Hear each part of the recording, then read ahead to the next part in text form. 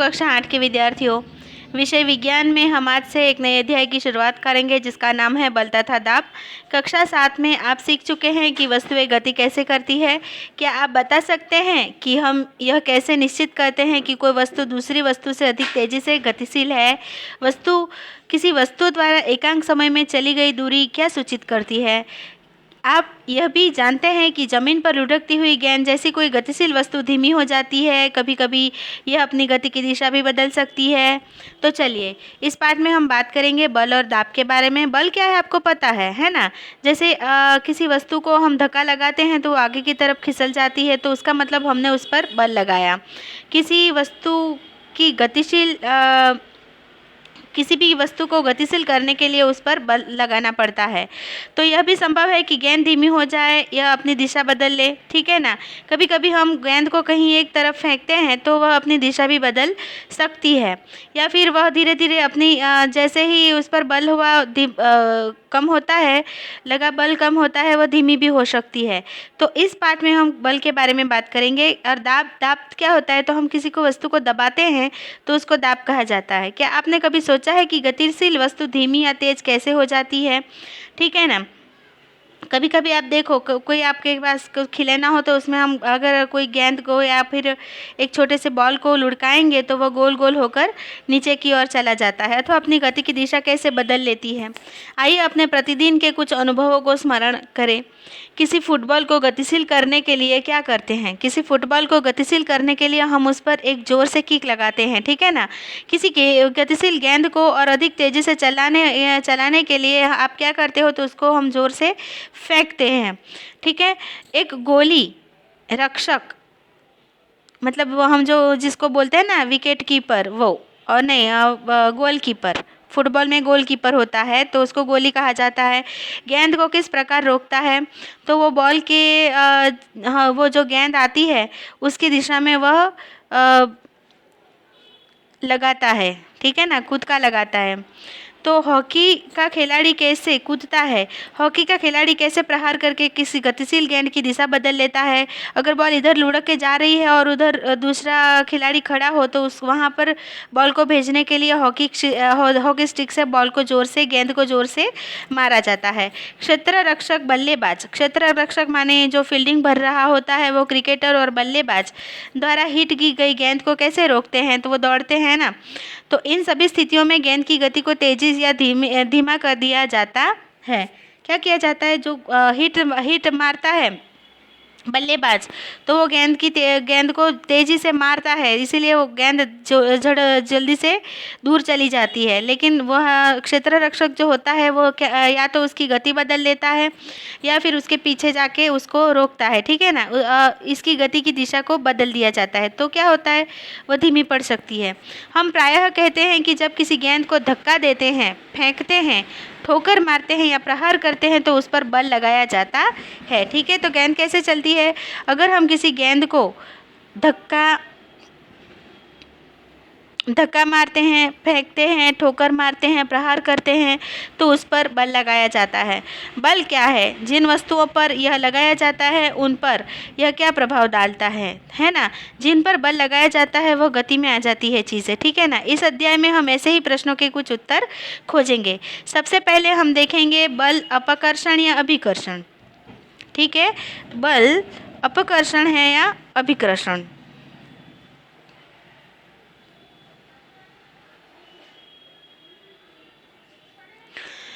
उठना, खोलना, बंद करना, ठोकर मारना, हिट करना, प्रहार करना, धक्का देना, खींचना आदि ऐसी क्रियाएं हैं जो प्रायः कुछ कार्यों का वर्णन करने के लिए प्रयोग की जाती है, ठीक है। उठना, खोलना, बंद करना, ठोकर मारना, हिट करना, प्रहार करना, मतलब आप किसी चीज़ को उठाते हो, कोई खिड़की वगैरह खोलते हो, बंद करते हो, ठोकर मारते हो किसी को अपने पैरों से, हिट करना, किसी को स्टिक से मारते हो या बैट से मारते हो, किसी चीज़ पर प्रहार करते हो उसको मारने के लिए, धक्का देते हो, खींचते हो आदि ऐसी क्रियाएं हैं जो कुछ कार्यों का वर्णन करने के लिए प्रयोग की जाती है।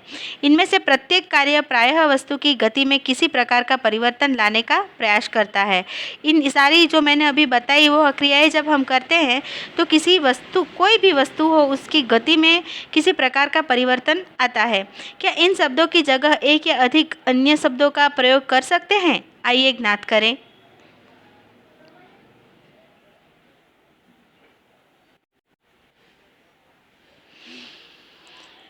क्रियाकलाप 11.1 सारणी 11.1 के वस्तुओं की गति के सुपरिचित स्थितियों के कुछ उदाहरण दिए गए हैं। आप इनमें से कुछ ऐसी ही और अधिक स्थितियों को जोड़ सकते हैं अथवा इन उदाहरणों में से कुछ को बदल सकते हैं। प्रत्येक दशा में कार्य को धक्का देना अथवा या खींचना के रूप में पहचानिए तथा सारणी में लिखिए। आपकी सहायता के लिए एक उदाहरण दिया गया है। सबसे पहले हम देखेंगे क्रमांक 1, मेज पर रखी पुस्तक को गतिशील बनाना। तो हम क्या करेंगे, उसको धक्का देंगे, उसको खींच भी सकते हैं। ठीक है, अगर हम पीछे की तरफ से बैठे हों तो हम धक्का देंगे, उसको खींच भी सकते हैं या उसको उठा भी सकते हैं।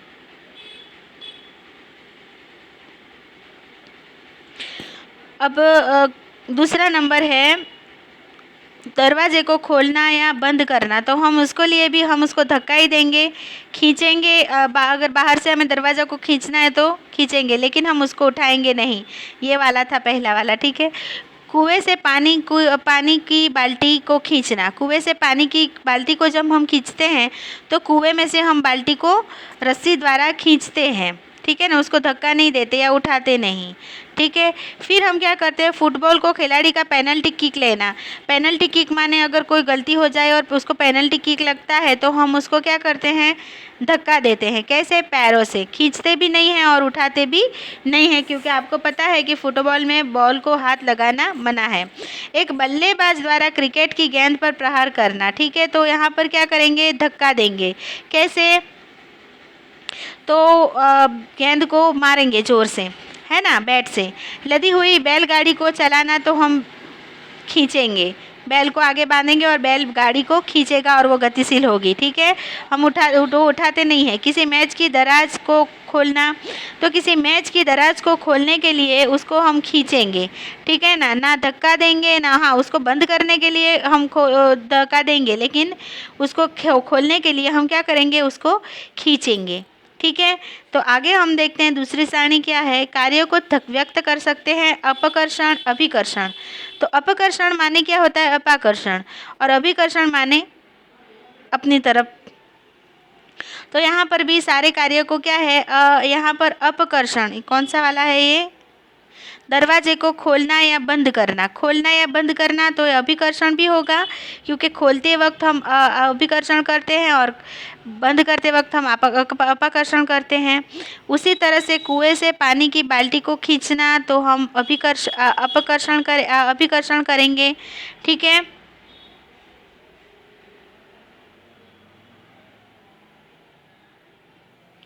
फिर फुटबॉल के खिलाड़ी का पेनल्टी किक, तो यहाँ अपकर्षण होगा। ठीक है, कहाँ पे आएगा, यहाँ पे। तो आप ये ऐसा आप समझ गए होंगे, तो आप खुद कर लेना। ठीक है ना। क्या आपने ध्यान दिया कि इनमें से प्रत्येक कार्य को अभिकर्षण, खींचना, अपनी ओर खींचना, उसको क्या बोलते हैं, अभिकर्षण। और अपकर्षण माने, अपाकर्षण माने धक्का देना, अपने से दूर करना, तो उसको अपकर्षण बोलते हैं, अथवा दोनों के रूप में व्यक्त किया जा सकता है। क्या हम इससे यह निष्कर्ष निकाल सकते हैं कि किसी वस्तु को गति में लाने के लिए उसे धक्का देना या खींचना, मतलब अपकर्षित करना या अभिकर्षित करना पड़ता है।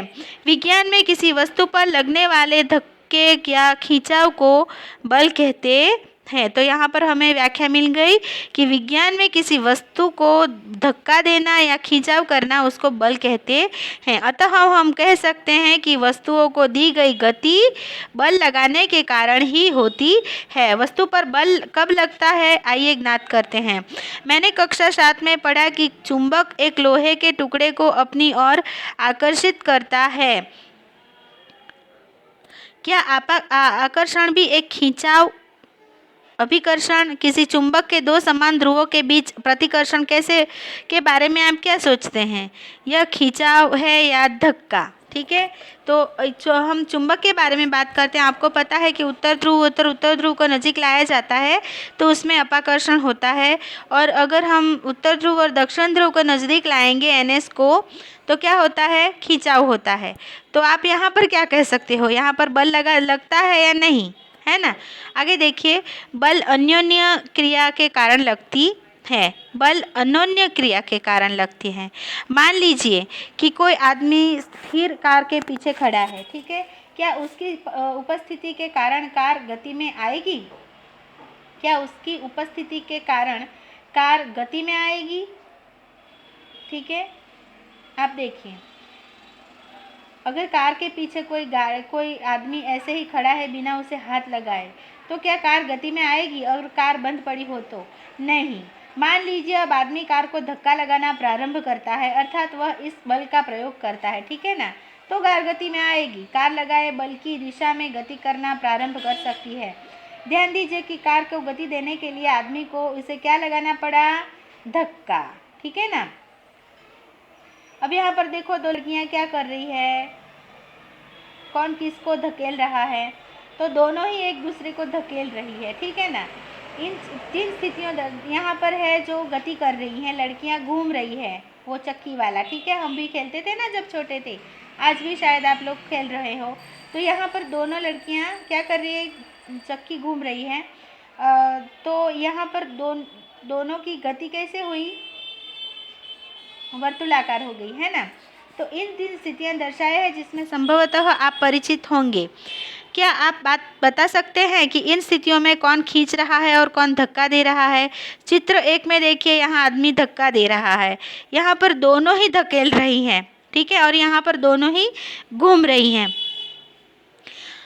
तो जब युग्म दूसरे खींचने का प्रयत्न है, तो इसी प्रकार चित्र 11.3 सीन में गाय तथा आदमी को दोनों एक दूसरे को खींचते प्रतीत होते हैं। जैसे गाय बोल रही है मुझे नहीं आना, वो अपनी ओर खींच रही है, और उसका मालिक जो है वो उसको रस्सी से खींचता है कि चलो घर जाएंगे, ठीक है ना। तो दोनों ही अपने अपनी तरह से खिंचाव कर रहे हैं। यहाँ पर दर्शाई गई दोनों स्थितियों में लड़कियाँ एक दूसरे पर बल लगा रही है। क्या यह बल आदमी तथा गाय पर भी लागू होती है? हाँ, होती है, लेकिन ये दोनों एक ही दिशा में गति कर रही है, जबकि ये जो है वो इधर की ओर खींच रहा है और वो विरुद्ध दिशा में खींच रहे हैं, है ना। इन उदाहरणों से हम निष्कर्ष निकाल सकते हैं कि बल लगाने के लिए कम से कम 2 वस्तुओं में अन्योन्य क्रिया होनी चाहिए। मतलब बल लगाने के लिए किन्हीं 2 चीज़ों में 2 लोग होने चाहिए। इस प्रकार 2 वस्तुओं के बीच अन्योन्य क्रिया के कारण उनके बीच बल लगता है। तो ये हमारा पहला लक्षण हुआ, ठीक है ना। अब दूसरे लक्षण हम देखेंगे बल के बारे में। बलों की खोजबीन करेंगे, ठीक है। कैसे करेंगे? तो देखिए, सबसे पहले आइए बलों के बारे में कुछ अधिक सीखने का प्रयास करते हैं। कोई भारी वस्तु जैसे मेज या संदूक लीजिए जिसे आप जोर से धकेलने पर ही गति में ला सकें। इसे अकेले धकेलने का प्रयत्न कीजिए, क्या आप इसे खिसका पाएंगे? अब अपने किसी मित्र से कहिए कि बक्से को उसी दिशा में धकेलने में आपकी सहायता करे। क्या आपको खिसकना आसान है? क्या आप बता सकते हैं कि ऐसा क्यों हुआ? ठीक है, यहाँ पर दिया गया है कि कोई भारी वस्तु मेज या संदूक को लीजिए और उसको धकेलने पर ही गति में ला सकते हैं। मतलब धकेलेंगे तो वो अपनी दिशा बदलेगा ना, वो आगे की तरफ खिसकेगा, ठीक है। प्रयत्न कीजिए, अकेले आदमी शायद उतना बल पूरा ना पड़ता हो तो आप अपने मित्र की सहायता भी ले सकते हो। अब आपने किसी मित्र को कही और बक्से को उसी दिशा में धकेलने में आपकी सहायता करे। क्या इसको खिसकाना आसान है? हाँ, जब ज़्यादा बल लगता है, मतलब आपका बल और आपके मित्र का बल, तो वस्तु को खिसकाना आसान होता है। समझ गए आप? एक आदमी को किसी एक संदूक को आप अकेले नहीं उठा सकते, लेकिन अगर आप 2-3 जन हो जाए तो आप उसको आसानी से खिसका सकते हो, ठीक है ना, उसके वजन के हिसाब से।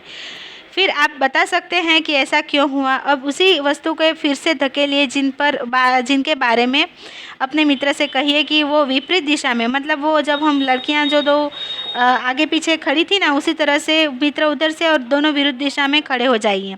क्या वस्तु गतिशील होती है? तो यदि यह गति में आती है तो इसकी गति दिशा को नोट कीजिए। क्या आप अनुमान लगा सकते हैं कि आप में से कौन अधिक बल लगा रहा है? ठीक है ना। अगर ये इधर खिसका तो मतलब कि ये ज़्यादा बल लगा रहा है, और अगर संदूक है वो आगे की तरफ खिसकी तो ये भाई ज़्यादा बी वाला ज़्यादा बल लगा रहा है।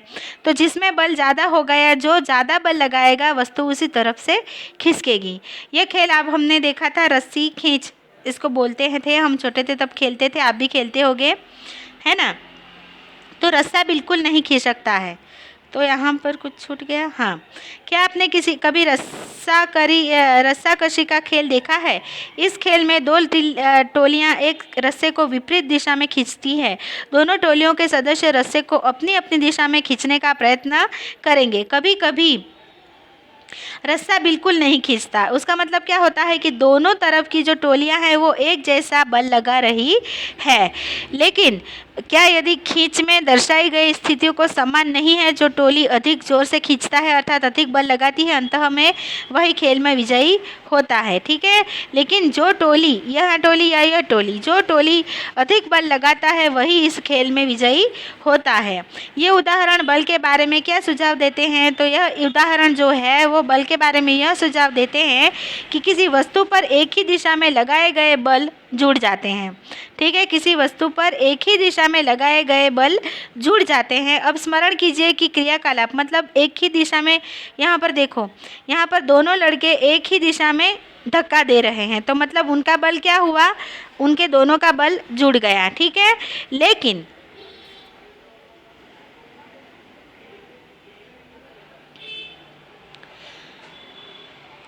आप तथा आपके मित्र के भारी संदूक को एक ही दिशा में धकेला था, तो क्या हुआ, उनका बल जुड़ गया। यदि किसी वस्तु पर दो बल विपरीत दिशा में मतलब आमने सामने लगाया करते हैं, दिशा कार्य करते हैं, तो इस पर लगने का कुल बल होने वाले बल के अंतर को बराबर होता है।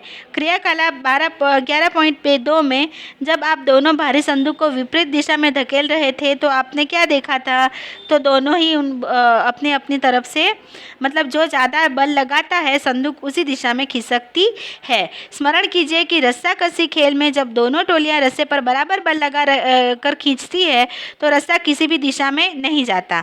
इस प्रकार हमने सीखा कि एक बल दूसरे से बड़ा, छोटा या बराबर हो सकता है। क्या सीखा हमने? एक बल किसी से बड़ा, बराबर या छोटा हो सकता है। यहाँ प्लस का मतलब है बड़ा। ठीक है, मतलब मुझसे ज़्यादा आप में बल ज़्यादा हो सकता है, या फिर हम दोनों में एक जैसा बल हो सकता है, या फिर मुझसे आप में कम बल हो सकता है। तो आप इससे क्या सीखे? इससे हमने ये सीखा कि बल एक जैसा, दोनों में बराबर, एक जैसा या फिर कम या ज़्यादा हो सकता है। बल की प्रबलता प्रायः इसके परिणाम से मापी जाती है। बल के बारे में बताते समय हम उस दिशा का उल्लेख करना भी आवश्यक है कि जिस में बल कार्य करता है। हमें दिशा भी बतानी आवश्यक होती है कि आपने धक्का आमने सामने मारा या फिर एक ही दिशा में मारा। ठीक है,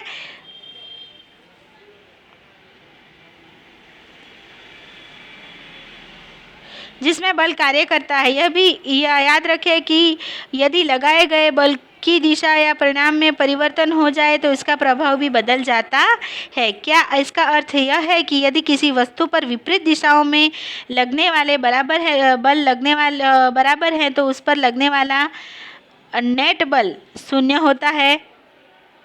हाँ, शून्य होता है। ठीक है ना। तो सामान्य रूप से किसी वस्तु पर एक से अधिक बल लगे हो सकते हैं, तथापि वस्तु पर इसका प्रभाव नेट बल के कारण ही होता है। तो यहाँ पर आज का वीडियो हम ख़त्म करते हैं। कल हम आगे